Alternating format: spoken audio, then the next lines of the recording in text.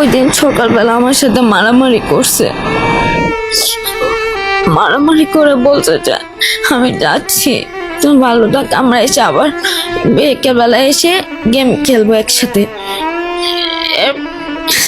এরপরে গেছে, আর আসে নাই।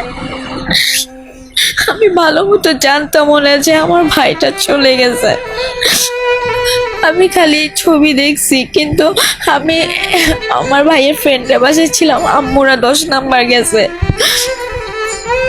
আমাকে ওরা বলছে ভাইয়া এখনো আছে, ভাইয়া ট্রিটমেন্ট চলতেছে।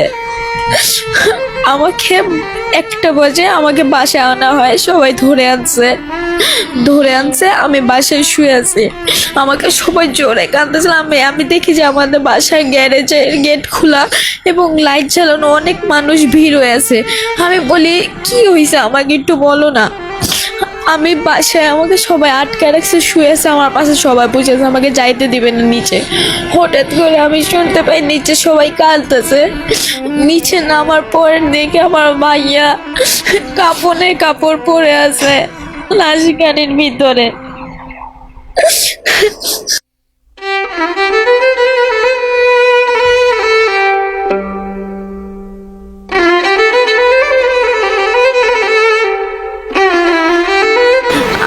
আমরা রাত্রেবেলা একসাথে এবিস নেই, একসাথেই শুইতাম, কিন্তু আর তো কেউ শোয়ার নাই, কেউই শোয় না আমার সাথে।